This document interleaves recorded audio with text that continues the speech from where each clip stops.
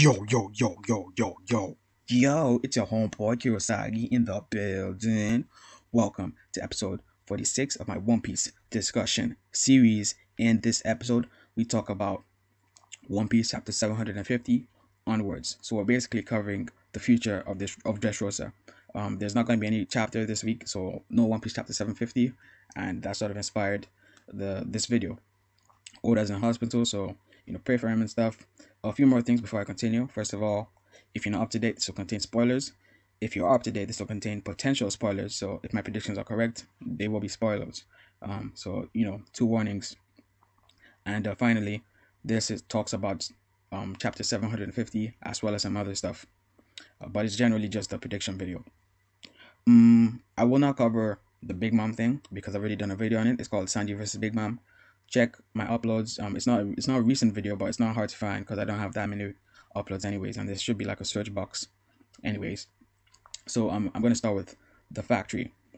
So regarding the factory, I'm not sure how Oda is gonna distribute the Don Quixotes against the Straw Hats. So I'm not sure which family members are gonna fight Robin or Frankie. I will say this much: from the characters that have been sent to deal with the factory, none of them seem to have any form of haki, except maybe Viola. She seems to have those sort of whale tears, which look like they have armament haki around them. So apart from that, nobody really seems to have any haki from the people that have been sent towards the factory. And that said, that means even if they beat Dellinger and all those other characters, they still can't really beat Diamante or Treble unless they use the glue, because the glue is flammable. And I'm pretty sure that both characters are affected by flames. So Frankie might use a beam on the glue after the fight is prolonged, or Usopp might pull out his flame star, which I don't think is used post time skip. So yeah, those are a couple of things that could happen regarding the factory. We might also see Sabo come in and use some fire on the whole glue thing, but that's a maybe. Next, we're gonna talk about Sabo. Sabo is underground. Last time, Oda hasn't shown him underground, but Oda hasn't shown him at all for like the last two chapters. He did show Koala underground, so I am assuming Sabo is underground as well. I think both of them are doing their whole revolutionary mission thing. What's interesting about this is Oda might reveal a bit more about the revolutionaries, a bit more about the celestial dragons, a bit more of the underground and the new world, while he's showing us all this stuff regarding the underground and Sabo and stuff.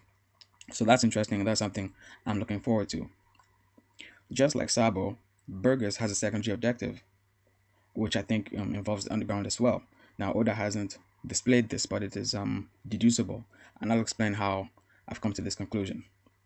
When the birdcage started, Burgess, despite losing the Maramara, made no effort, no known effort or no shown effort to escape the birdcage, and we haven't seen him in a while, so I'm assuming he's comfortable with being within the birdcage. And why would he be comfortable? Why wouldn't he try and leave as soon as possible?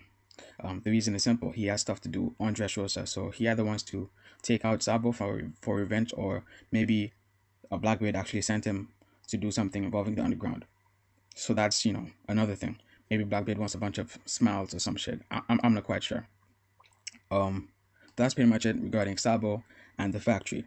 Now regarding Zoro, Zoro versus Pica is an interesting fight. Personally, I can see Zoro beating him pretty easily, but the problem is, if he beats Pica easily, then the what do you call it? Then the question is, where is he gonna go afterwards? Is he gonna follow Law and Luffy, which he should as the first mate, or what you would expect from Zoro just in general?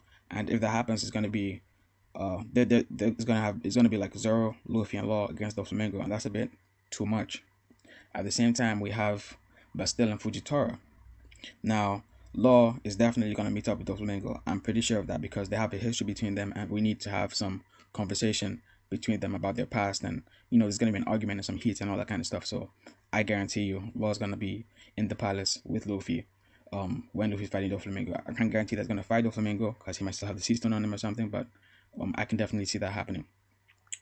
Yes, and speaking of Bastille and Fujitora, them and Zoro, those two are like big problems because being a vice admiral is something that's really underrated. I would say we haven't seen vice admirals to their full extent, but at the same time, we haven't seen Fujitora to his full extent. So even if Doflamingo left the island right now, they would still have to deal with Bastille and Fujitora, and Fujitora alone is a big problem.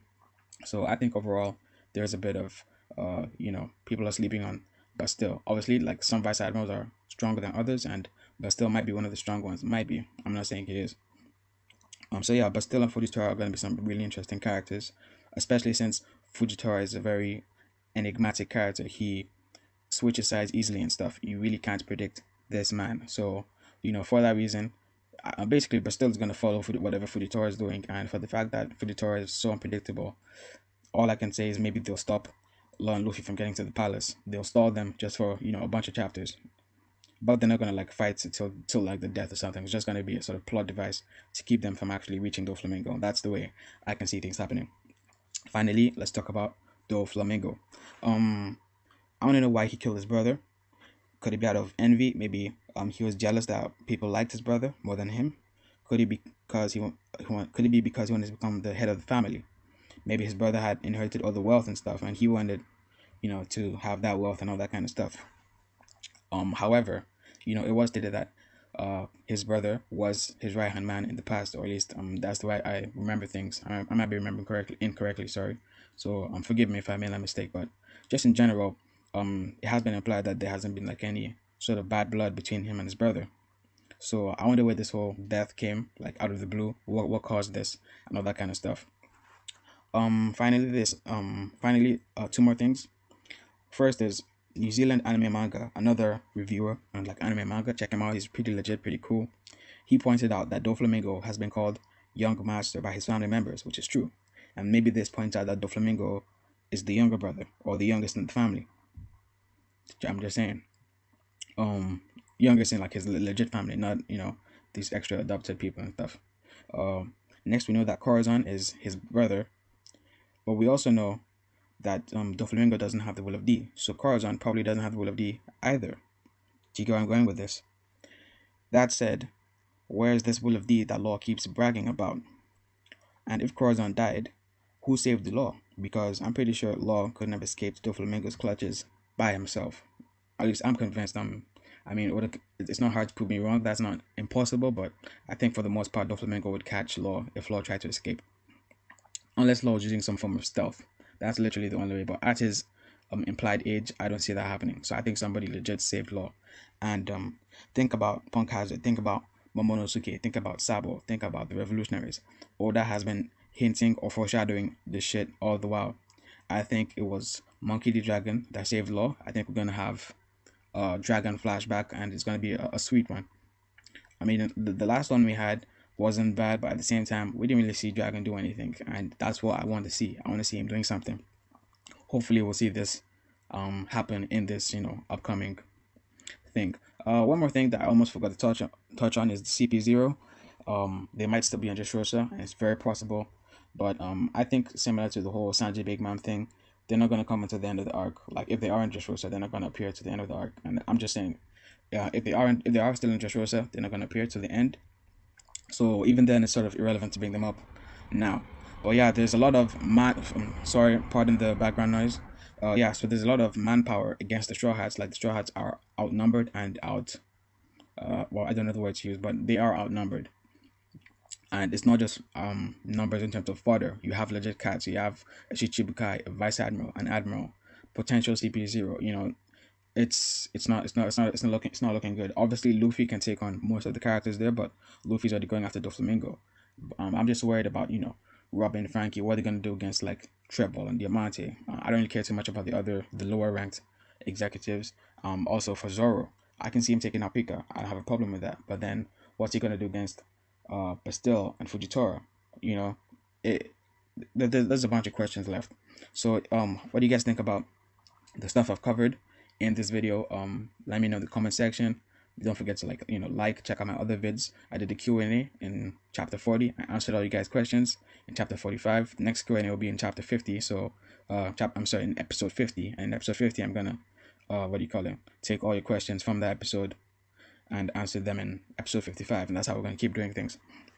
So yeah, that's pretty much of this video. Once again, comment, check out my other vids, subscribe, all that good stuff, and as always, thank you guys for watching.